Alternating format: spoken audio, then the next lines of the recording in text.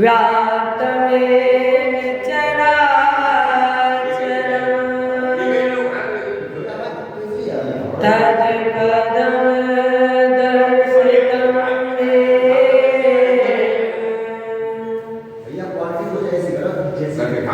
तस्मै श्री गुरुवे नमः। कृष्णाय वासुदेवाय हरे परमात्मने प्रणतक्लेशनाशाय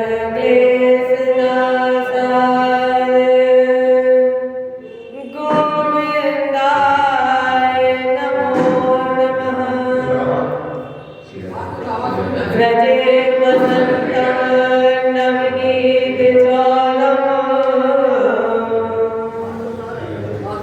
गोपाङ्गनानां सद्कुलचौरम्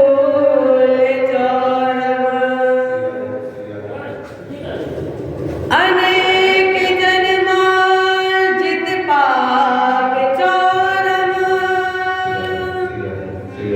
सौरागगणमय पुरुषं नमामि। नारायणं नमस्कृत्य नरं चैव नरोत्तमं देवीं सरस्वतीं व्यासं ततो जयमुदीरयेत्।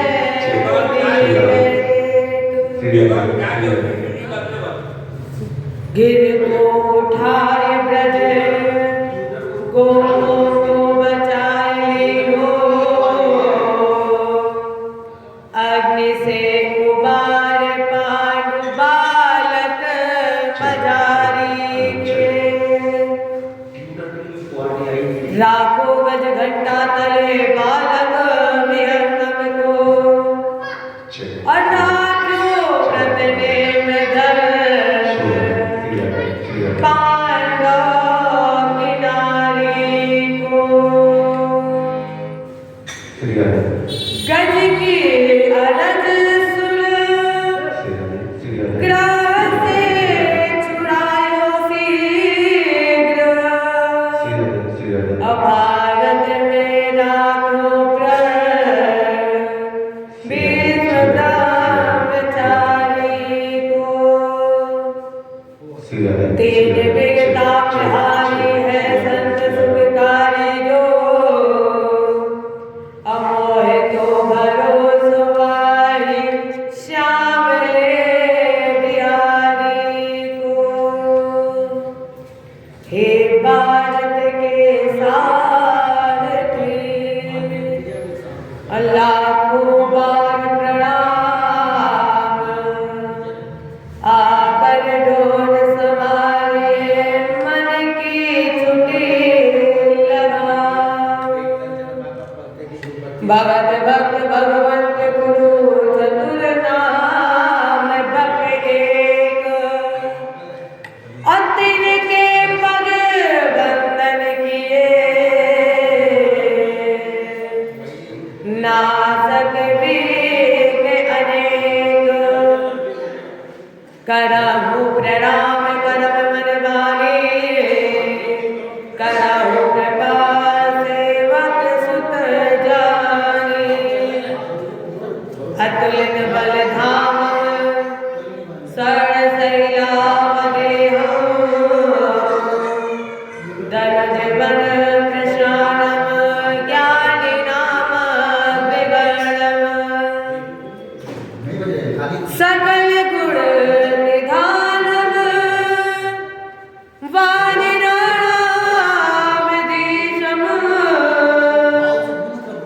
रघुपत प्रिय भक्तम वात जातम नमामि। रघुपत प्रिय भक्त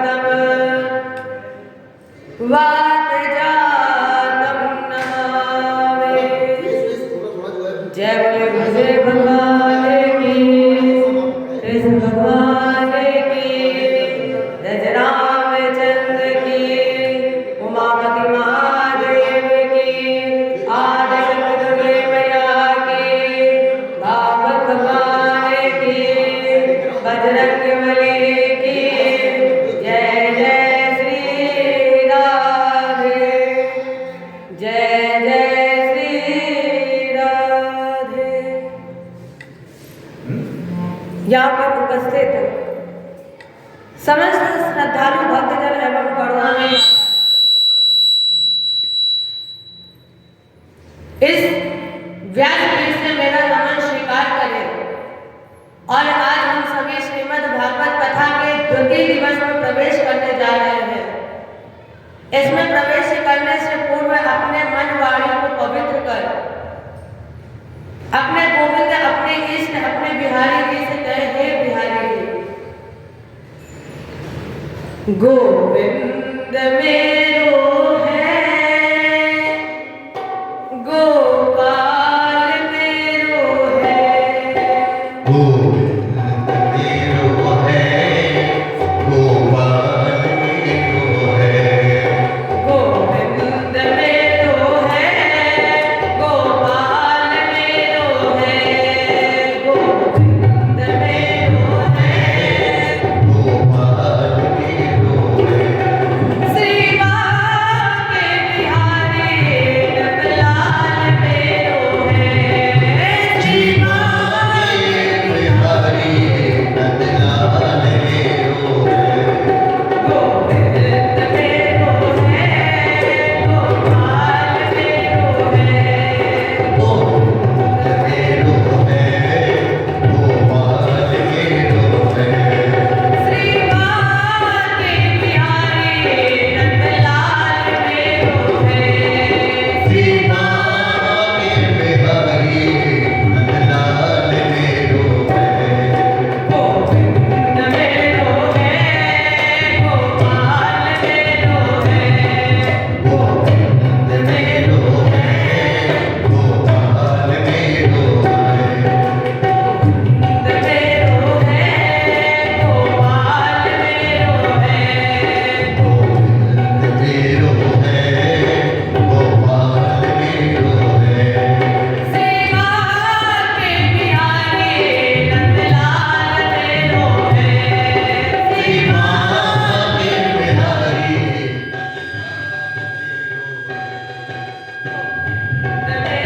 है, गोपाल मेरो है, गोविंद मेरो है, गोपाल मेरो है।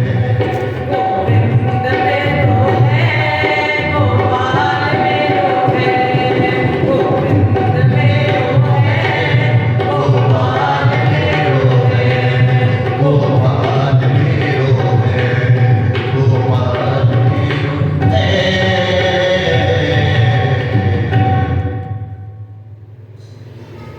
कल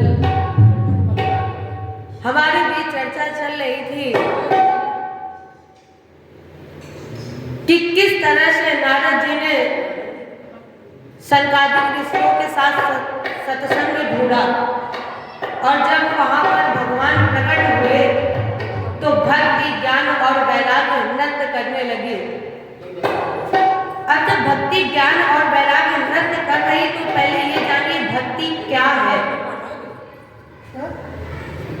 भक्ति है हृदय, और जब भक्ति हृदय में नाचती है तो हमें मिलता है सत्संग, और जब हृदय में भक्ति नाचती है तो जब हमें संत मिल जाता है तो उस संत से हमें मिलता है सत्संग। ये रखेंगे आप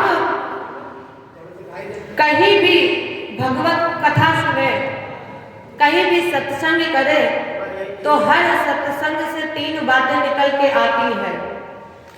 कौन सी 3 बातें निकल के आती हैं? पहली बात आती है निकल के, आया है सो जाएगा और राजा रंग फकीर, कोई हाथी चढ़ चला, कोई बांधा गया जंजीर। तो पहली बात निकलती है कि इस संसार में जो आया है उसे एक ना एक दिन संसार से जाना ही है। दूसरी बात निकल के आती है, कौन सी बात? मुट्ठी बांध कर आए हो प्रेमी जगत के बीच और ना लादे लिए आए हो, ना लादे लिए जाओगे। इस संसार में जब तुम आए थे तब भी कुछ लेकर नहीं आए थे, और जब इस संसार से तुम जाओगे तब भी कुछ भी लेकर नहीं जाओगे। तूने जो कमा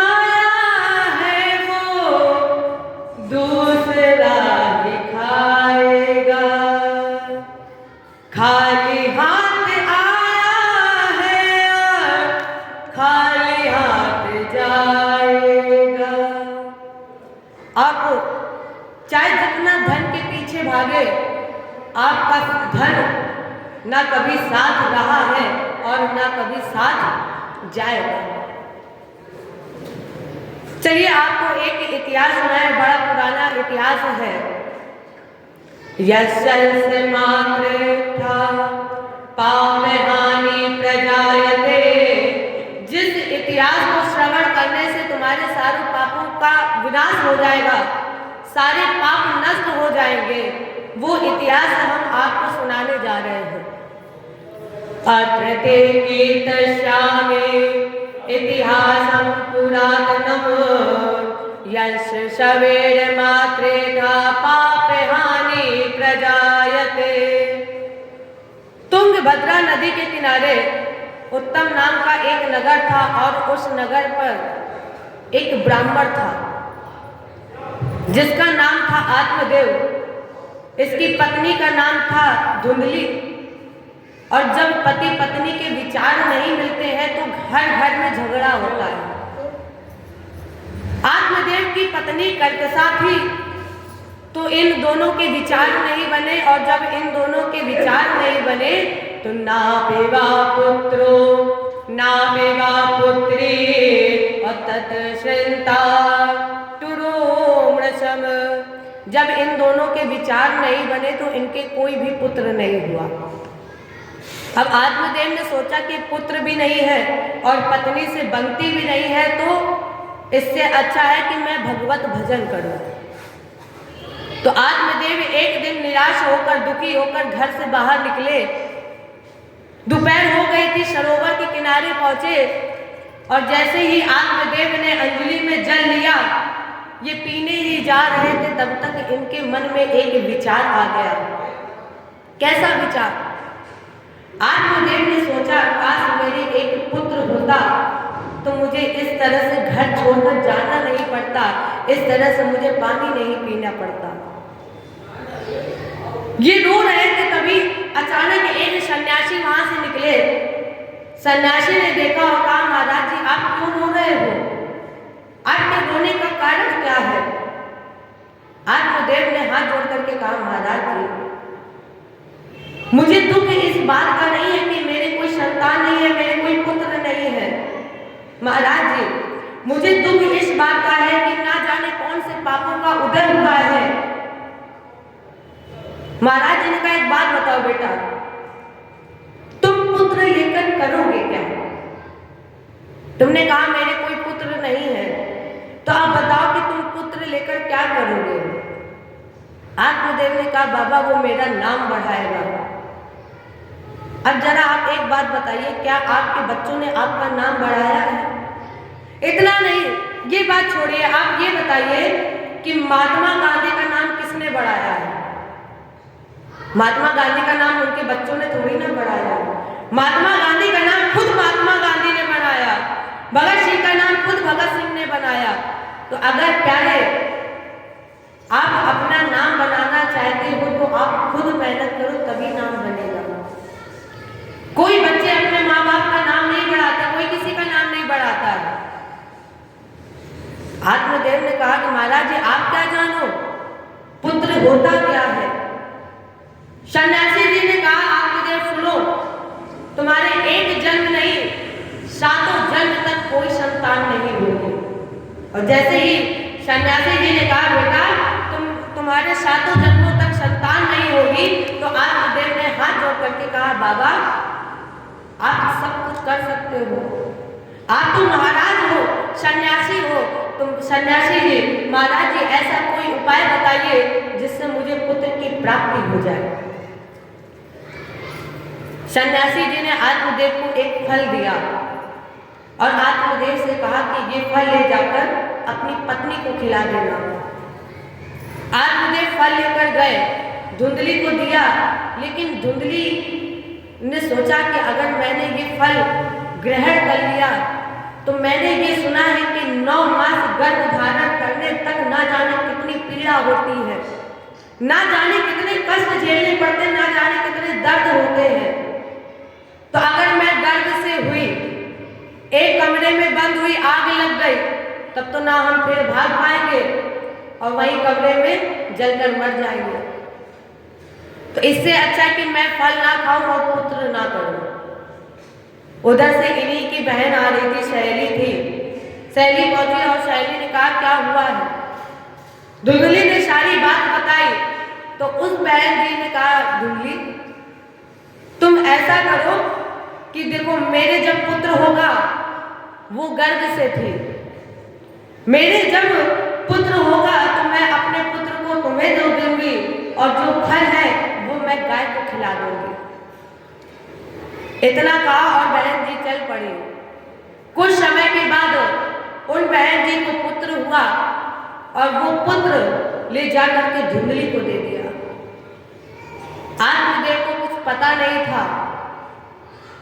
अब जब आत्मदेव को पता चला कि मेरे पुत्र हुआ है, अब उसे क्या पता किसका पुत्र है।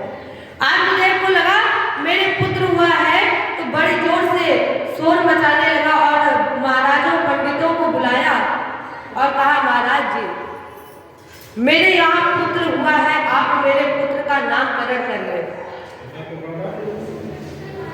अब कुछ पंडितों ने कहा इसका नाम रख दो राम, गोविंद, गोपाल, मदन मोहन। तो धुंधली एकदम से बोली महाराज जी अरे ये तो बहुत पुराने पुराने नाम हैं, कोई नया नाम बताओ। और नए नाम के चक्कर में शायद आज कोई ऐसा बच्चा नहीं है जिनका नाम भगवान से हो।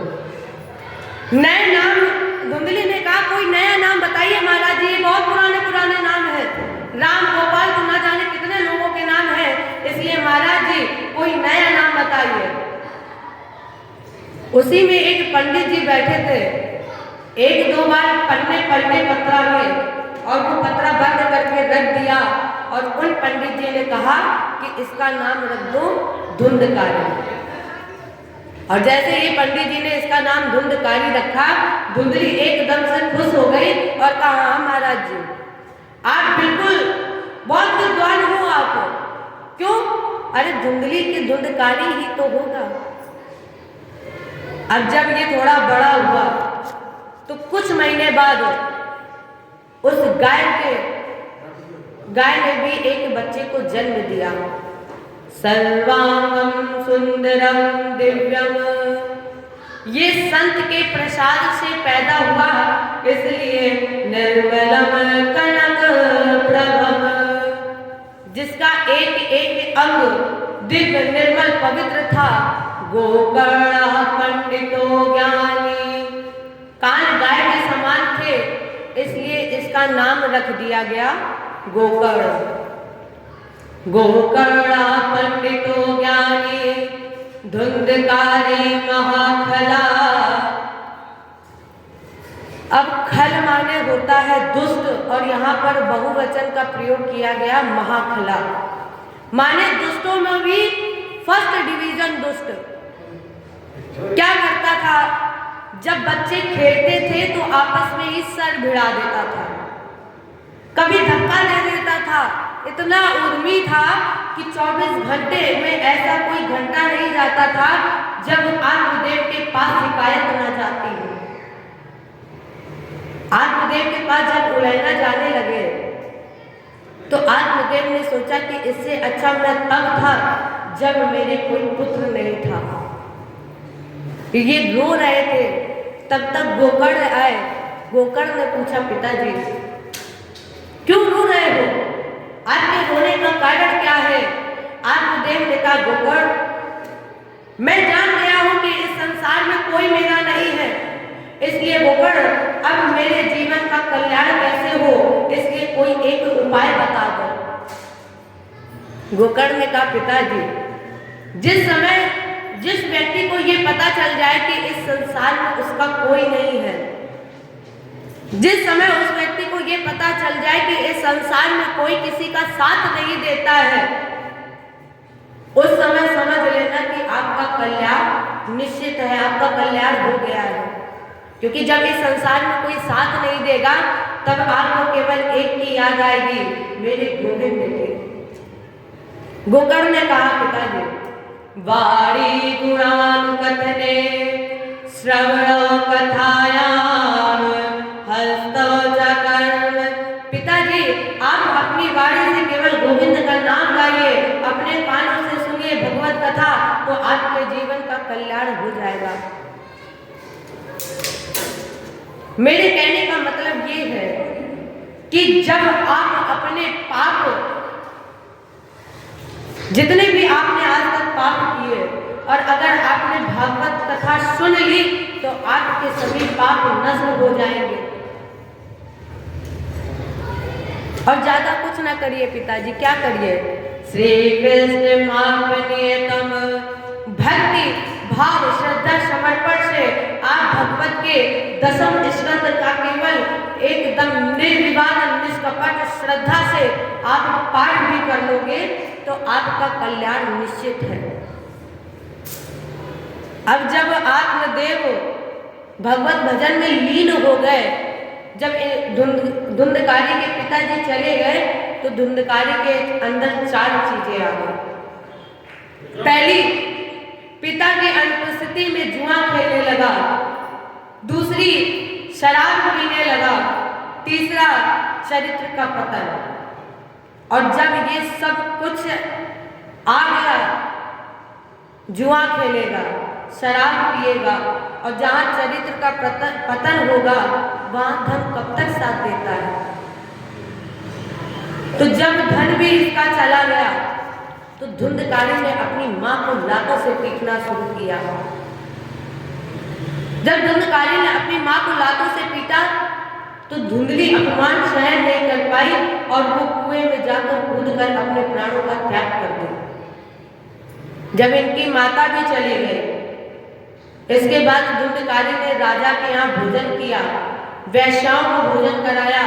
रात्रि में धुंधकारी सो गया, लेकिन एक बात हमेशा याद रखना, व्यक्ति जिसके साथ जैसा करता है उसके साथ वैसा ही होता है। धुंधकारी ने ना जाने कितनों की हत्या की, ना जाने कितनों को पीड़ा पहुंचाया, और जब धुंधकारी ने लोगों की हत्या की तो वैश्याओं ने भी धुंधकारी के साथ वही किया। रात थी, रस्सी से बांध दिया, और रस्सी से बांधने के बाद इसे भी मार दिया। धुंधकारी मर गया। गोकर्ण को पता चला तो गोकर्ण ने अपने माता पिता और धुंधकारी का गया जी में श्राद्ध किया। लौट कर आए, गोकर्ण सो रहे थे, अचानक नेत्र खुल गए, और जब नेत्र खुले तो गोकर्ण को चारों तरफ प्रेत, राक्षस, भूत दिखाई पड़े।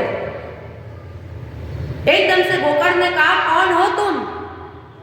भूत हो, प्रेत हो, राक्षस हो, कौन हो तुम, बताओ। तो आवाज आई, अहम भ्राता गोकर्ण, मैं आपका बड़ा भाई हूं। त्वदीयो धुंधकारी नामता, मेरा नाम धुंधकारी है। गोकर्ण का धुंधकारी, अरे मैंने तो गया जी में श्राद्ध किया और फिर भी तेरा कल्याण नहीं हुआ। धुंधकारी ने कहा, गोकर्ण भैया, आप चाहे जितने गया जी में श्राद्ध कर लो तब भी मेरा कल्याण नहीं होगा। क्यों? भगवान उसे कैसे तार सकता है जो अपने माता पिता को लातों से पीटता है, अपने माता पिता की आज्ञा नहीं मानता है, अपने माता पिता की सेवा नहीं करता है। तो धुंधकारी ने भी अपने माता पिता की बात नहीं मानी, अपनी माता को लातों से पीटा। इसलिए भैया गोकर्ण, आज चाहे जितने भी गया जी में श्राद्ध कर लो मेरा कल्याण नहीं होगा, क्योंकि राम जी ने स्वयं कहा है, क्या? सुन जननी सोई सुत बड़भागी, जो पितृमात चरण अनुरागी। इसलिए भगवान कैसे तार सकता है उसे? अब गोकर्ण ने सोचा कि अब इन्हें कैसे पार लगाया जाए। तो दूसरे दिन गोकर्ण जी ने भगवान भास्कर का रथ रोक दिया, और जब भगवान भास्कर का रथ रुक गया तो भगवान भास्कर वहीं पर प्रकट हो गए। गोकर्ण ने कहा, प्रभु आप मेरे भाई का उद्धार करने का कोई उपाय बता दो जिससे मेरे भाई का उद्धार हो जाए। भास्कर जी ने कहा कि केवल एक काम करो। क्या? इदं श्रीमद्भागवतान मुक्तिम सप्ताहं वाचनम कुरु। सूर्य भगवान ने कहा, गोकर्ण, अपने भाई का अगर कल्याण चाहते हो तो भागवत जी की कथा सुनाओ। अगर अपने भाई का कल्याण चाहते हो तो भागवत जी की कथा सुनाओ, और जब भागवत जी की कथा सुनाओगे तो तुम्हारे भाई को सद्गति हो जाएगी। गोकर्ण ने भागवत का आयोजन किया, सुंदर पंडाल का निर्माण किया, और उस पंडाल में धुंधकारी भटक रहा था और 7 गांठ का बाल था, और धुंधकारी उसी बास में जाकर बैठ गया। कथा प्रारंभ हुई। पहले दिन कथा विश्राम हुई तो पहली गांठ फटी, दूसरी कथा विश्राम हुई, दूसरी गांठ फटी। ऐसे ही कर करके एक दिन कथा समाप्त होते होते, और जब 7वीं गांठ फटी तो धुंधकारी का रूप परिवर्तित हो गया। और जैसे ही धुंधकारी का रूप परिवर्तित हुआ, भगवान के पार्षद विमान लेकर आए, और जब धुंधकारी उस विमान पर बैठा चलने लगे तो गोकर्ण ने कहा, एक बात बताओ। क्या क्या बात है, बताइए, पूछिए। गोकर्ण ने कहा, क्या भगवान भी पक्षपात करते हैं? क्यों? कथा, देखो, कथा का आयोजन हुआ, कथा सबने सुनी, और जब कथा सबने सुनी, विमान एक आया, ये तो अन्याय भी है ना। क्या मेरे प्रभु, मेरे भगवान पक्षपात करते हैं? भगवान के पार्षदों ने कहा, नहीं गोकर्ण, भगवान कभी किसी के साथ पक्षपात नहीं करते हैं। क्यों? अब ये निश्चित नहीं है कि यहाँ पर जितने लोग बैठे हैं, कथा सुन रहे हैं, तो उनका मन कथा में ही लगा हो, ये निश्चित नहीं है। कोई कोई तो घड़ी देख रहा होगा, जल्दी समय हो, आरती हो, प्रसाद ले और हम घर पहुंचे। हर किसी व्यक्ति का मन भगवत में लगा हो, ये निश्चित नहीं है। और गोकर्ण, तुमने कथा सुनी, और यहाँ पे कई लोगों ने कथा सुनी, इसलिए सबका मन भगवत में नहीं लगा था, इसलिए विमान एक आया। अब ये जानिए पहले विमान का मतलब क्या है। विमान वो विमान नहीं जो आकाश में उड़ता है। विमान का मतलब क्या है? जो भगवत कथा को सुनता है और भगवत कथा सुनने के बाद उसके जीवन का उतर गया अभिमान, उसे मिल गया विमान। अगर आपके जीवन से अभिमान उतर गया कथा सुनने के बाद, तो प्यारे आपको विमान मिलेगा, ये निश्चित है। क्योंकि क्या हो तुम? तेरी सत्ता के बिना हे प्रभु मंगल मूल, और पत्ता तक हिलता नहीं, खिले नहीं को फूल। उसकी मर्जी के बिना एक पत्ता भी नहीं हिलता है। और जैसे ही धुंधकारी विमान पर बैठा, आवाज आई, धन्या भागवती वार्ता प्रेत पीड़ा विनाशो। धन्य है वो श्रीमद् भागवत की कथा, वो श्रीमद् भागवत की अमर कथा जो प्रेत की पीड़ा का भी विनाश कर देता है। धुंधकारी भगवत के धाम चला गया, और जब पुनः भागवत जी की कथा का आयोजन किया गया, तो अब की बार भगवान को भक्त लेने आए। और जैसे ही विमान आया और वक्ता के लिए जब स्वयं गोविंद आए, देखो, जब दोबारा आयोजन किया गया, पहली बार आयोजन हुआ तो विमान पार्षद लेके आए थे, लेकिन अब की बार जब पुनः आयोजन हुआ तो स्वयं भगवान विमान लेकर आए हैं। अहम भक्त पराधीनो, आज भक्त को लेने स्वयं भगवान आए। भक्त और भगवान एक साथ बैठे और पीछे पीछे शोभा थे। आगे आगे एक विमान पर भक्त और गोकर्ण और भगवान बैठकर जा रहे थे, और पीछे जितने भी भक्त कथा सुन रहे थे वो सब श्रोता जा रहे थे। जय बोलिए भगवान की। अब जरा एक विचार करिए कि गोकर्ण क्या है, उत्तम क्या है, गोकर्ण और आत्मदेव क्या है।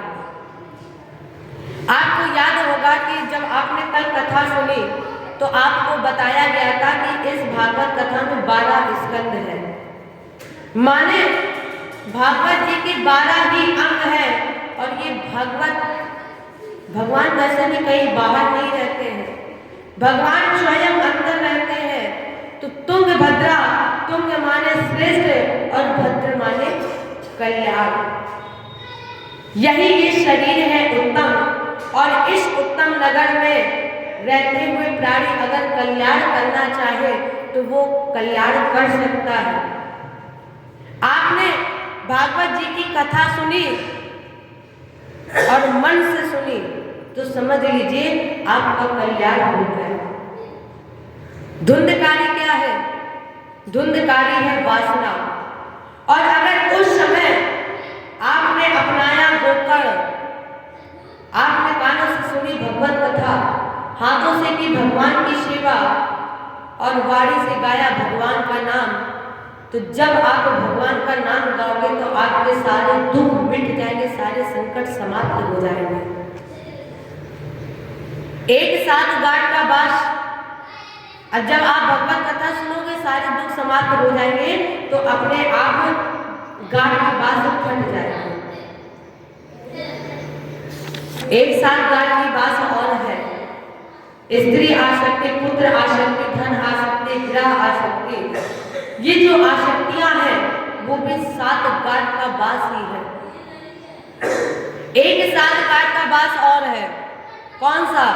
काम, क्रोध, लोभ, मद, मस्तक, मोह, ये जितने भी हैं ये भी सब 7 गाट का बास ही है। अगर आप माया मोह के बंधन से मुक्त हो जाते हो तो आप भगवान को प्राप्त करने में सामर्थ्यवान हो जाते हो। फिर आपको भगवान को ढूंढने की जरूरत नहीं पड़ेगी, भगवान स्वयं आपके पास आएंगे। वेदव्यास जी शिखाड़ी श्लोक में लिख रहे हैं, असारे संसारे विषय विष संगा कुल दिया, छराते छे माथे पीवत सुख गाथा कुल सुधाम, किमल थे व्यर्थे वो ब्रजते कुपधे कुत्सित कथेन, परिचित तद साक्षी। जो कह रहा है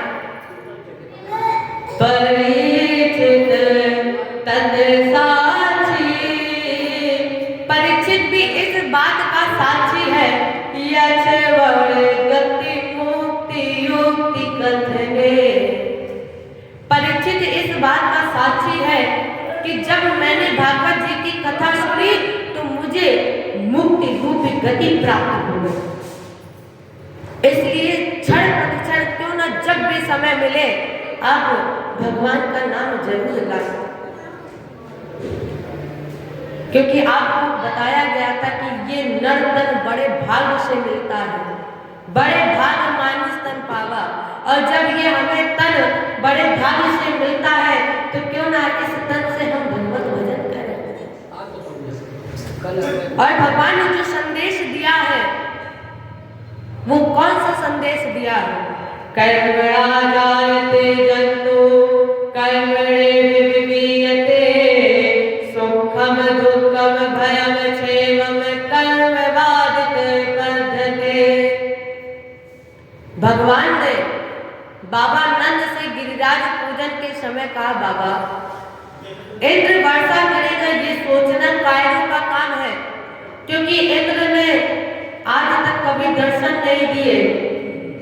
जब गिरिराज जी की आपने कथा सुनी, जब आगे सुनाई जाएगी तो जब आप बाबा नंद से भगवान कृष्ण कहेंगे, बाबा। इंद्र वर्षा, देखो आपने कभी इंद्र को देखा नहीं है, इसलिए इंद्र वर्षा करेंगे ये सोचना कायरों का काम है।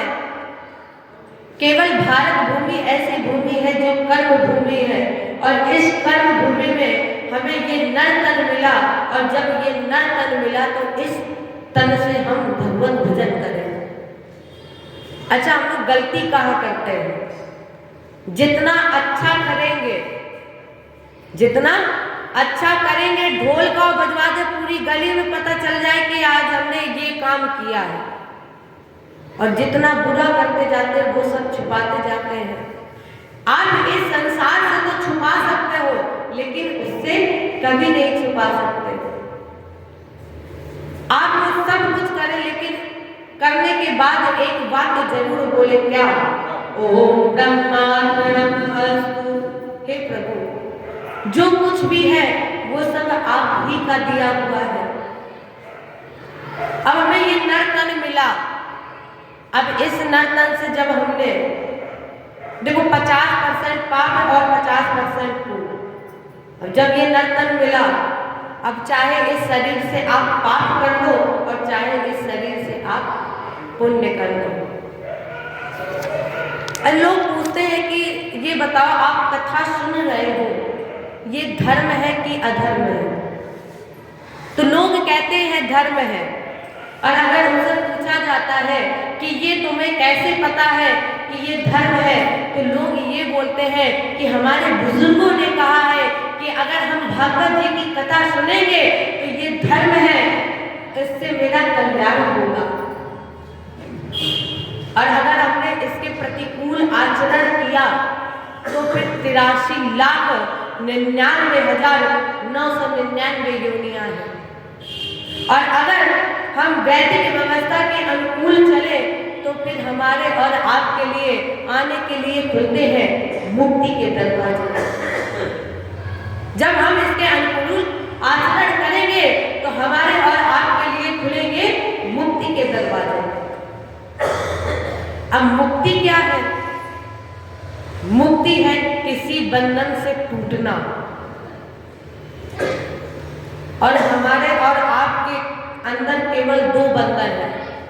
पहला बंधन है, महाभारत में प्रमाणित है, हमारे आपके ऊपर जन्म से लेकर मृत्यु तक केवल एक ही बंधन। कौन सा बंधन? कामना का। केवल कामना का बंधन। हम अगर मंदिर जाते हैं तो ये सोचते हैं और इस कामना के साथ जाते हैं, प्रभु मेरे बेटे की नौकरी लगवा दो तो हम 101 का प्रसाद चढ़ाएंगे। क्या उसके सामने कामना करने की जरूरत है? अरे जिसके सामने तुम मांगने जा रहे हो उसे तो सब कुछ पता है कि तुम्हें क्या चाहिए, और जिस समय तुम्हें जो चाहिए होता है वो परमात्मा उस समय ठीक दे ही देता है। कभी वो पीछे नहीं हटता, वो तो तैयार रहता है। तो हमारे और आपके ऊपर बंधन है कामना का। एक कवि ने लिखा है, जग में जन्मे जब बाल गए तब एक रही सुध भोजन की। हम इस संसार में आए, बचपन से लेकर बूढ़े तक, बुढ़ापे तक केवल एक कामना रहती कि अब हम भोजन करें और जाके बिस्तर में लेट जाएं। बच्चे भी यही करते हैं, बूढ़े भी यही करते हैं। तो और क्या कहा गया है? तन में तरुणा आई जब पृथ्वी तब प्रीत रही तरई तरई। अच्छा, जब बुढ़ापा आ जाता है लोग क्या कहते हैं कि बहुत सनक गया है, बुढ़ापा आ गया इसलिए उसकी बुद्धि सरक गई। लेकिन एक बात याद रखिए, आप बचपन से जवानी में कब चले गए आपको पता चला? बताइए आप, बचपन से जवानी में गए पता चला, और जब जवानी से बुढ़ापे में गए तब भी पता नहीं चला। और जब बुढ़ापा आएगा तो हाँ ये लगेगा कि थोड़ा बहुत बुढ़ापा आ रहा है, लेकिन कब आएगा ये नहीं पता चलेगा। तो पहला वरदान है कामना का। जिस दिन हम कामना के बंधन को तोड़ देंगे उस दिन हमें परमात्मा मिल जाएंगे। जिस दिन हम कामनाओं का दमन कर लेंगे उस दिन हमें परमात्मा को ढूंढने की जरूरत नहीं पड़ेगी, परमात्मा अपने आप ही आ जाएंगे। और अगर इस बंधन से मुक्ति चाहते हो तो वेद व्यास जी लिख रहे हैं, निगम कल्पितरोर्गलितं फलं मुख सुख मुखादरत द्रव्य संयुतम् अपिबत भावनं रसमालयम्। निगम कहते हैं वेद को। वेद रूपी कल्प वृक्ष की डाल पर बैठा था एक पक्षी जिसका नाम है शुक। शुक माने तोता। और आपको ये बताया गया था कि ये शुक हमारी राधा जी के गुणानुवाद करते थे, राधा जी के गुण गाते थे। और ये भी लोगों ने कहा जाता है कि तोता जिस फल पर अपनी चोंच लगा दे वो फल सबसे मीठा हो जाता है। जिस फल पे चोंच लगा दे वो फल सबसे मीठा हो जाता है। इसी तरह हमारे भागवत जी की कथा है। आप कहीं भी कथा सुने, आपको हर कथा में एक नया रस मिलेगा, हर कथा में एक नया रस मिलेगा। और अगर इसकी तुलना हम करें आम के फल से, अगर हम इसकी तुलना करें आम के फल से, अच्छा आप लोग बताइए, आम के गूदे में स्वाद है कि गुठली में स्वाद है? कितने अच्छे श्रोता है, गुठली में है। क्योंकि गुठली को लोग फेंकते फेंकते भी 50 बार कहो तुमसे, और हर बार गुठली को जब चूसेंगे तो हर बार एक नया रस, एक नया स्वाद मिलेगा। इसलिए जब भी आप भगवत कथा सुनेंगे, हर भगवत कथा में एक नया रस मिलेगा। क्योंकि देखो कथा सुनने का अधिकारी कौन है? राम कथा के तेरी अधिकारी अजन के सत्संगत अति प्यारी। भागवत जी की कथा सुनने का अभ्यास उन्हें ही है जो सुनते रहते हैं, जिन्होंने पहले सुनी है, जिन्होंने पूर्व जन्म में सुनी वो इस जन्म में सुन रहे हैं, और जो इस जन्म में सुन रहे हैं ये निश्चित है कि वो अगले जन्म में भी भगवत कथा सुनेंगे। इसलिए पिबत भागवतम, पीते रहो, जब भी मौका मिले 24 घंटे में एक बार भगवान का नाम जरूर गाइए। शौनक जी ने कहा, महाराज जी आपने बड़ी सुंदर चर्चा की है, और जब आपने बड़ी सुंदर चर्चा की तो हमारे मन में एक जिज्ञासा आ गई। कौन सी जिज्ञासा? यानी वेद विधान श्रेष्ठो भगवान वाद नारायण अन्ये चामुनया श्रुति परावर विदो विदु। आपने बड़ी अच्छी चर्चा सुनाई, लेकिन हमारे अंदर और जिज्ञासा आ गई। कैसी जिज्ञासा? बड़ी स्थिति विषम हो गई है। जैसे कोई थका हुआ व्यक्ति दोपहर में आया आपके दरबार में, आपने उसे जल दिया और वो भी पूरा ना दिया, पेट भर के ना दिया, और वो व्यक्ति प्यासा रह गया। इसी तरह महाराज जी आज मेरी अवस्था हो गई है, बड़ी विषम स्थिति हो गई है महाराज जी, इसलिए मेरे लिए 6 प्रश्न हैं। कौन से 6 प्रश्न? पहला प्रश्न ये है कि मनुष्य के परम कल्याण का साधन क्या है? दूसरा प्रश्न महाराज जी मेरा ये है कि हमारे हिंदू धर्म में बहुत से ग्रंथ हैं, बहुत से देवी देवताएं हैं, किसे पढ़े किसे ना पढ़े, किसकी पूजा करे किसकी ना करे। तो महाराज जी हम भ्रमित हो जाते हैं। महाराज जी बताइए कि हम किसकी पूजा करें, किसको पढ़े किसको ना पढ़े। क्योंकि अगर हमने राम जी की पढ़े, अगर शंकर जी क्रोध में आ गए अगर हमने कन्हैया जी की पढ़ी और अगर कहीं राधा जी दुष्ट हो गई तो महाराज जी बताइए हम किसको पढ़े किसको ना पढ़े। और मेरा तीसरा प्रश्न है, वो अजन्मा है, अविनाशी है, तो फिर उसका जन्म कैसे हुआ, कैसे पैदा हुआ है वो? महाराज जी मेरा चौथा प्रश्न है, अगर वो धरा धाम पर आए तो कितने स्वरूपों में आए? 24 अवतारों में भगवान का एक अवतार है श्री कृष्ण जी का। तो महाराज जी मुझे इनका वृत्तांत बताइए। मेरा छठा प्रश्न ये है कि जब भगवान इस धराधाम को छोड़कर गए तो इस धराधाम पर कलयुग आ गया, तो कलयुग में ना तो धर्म है, ना ज्ञान है, ना विवेक है, तो फिर धर्म की स्थापना कैसे हुई? धर्म की रक्षा किसने की है? सूत जी ने कहा बेटा तुमने बहुत अच्छे प्रश्न किए हैं और अब हम तुम्हारे प्रश्नों का उत्तर देने जा रहे हैं। पहला प्रश्न तुमने किया कि मनुष्य के परम कल्याण का साधन क्या है? सूत जी ने कहा मनुष्य के परम कल्याण का साधन केवल एक है, क्या? निर्विवाद निश्चल निष्कपट भक्ति। जिस भक्ति में कोई भी मांगने की कामना ना हो, वो भक्ति सच्ची भक्ति है। जिस भक्ति में कोई निर्विवाद ना हो, वो भक्ति सच्ची भक्ति है। क्योंकि अभी आपको बताया है भक्ति परायण, इसलिए जब भी आप भक्ति करो तो निर्विवाद निश्चल और निष्कपट भक्ति करो। दूसरा प्रश्न कि हमारे हिंदू धर्म में बहुत से ग्रंथ हैं, किसे पढ़े किसे ना पढ़े, तो आप सबको पढ़े, रामायण पढ़े, भागवत जी की कथा पढ़े और उनमें से जो आपको सबसे ज्यादा अच्छे लगे उन्हें आप अपना इस्तेमाल लो। जय बोले कृष्ण भगवान की जय। जय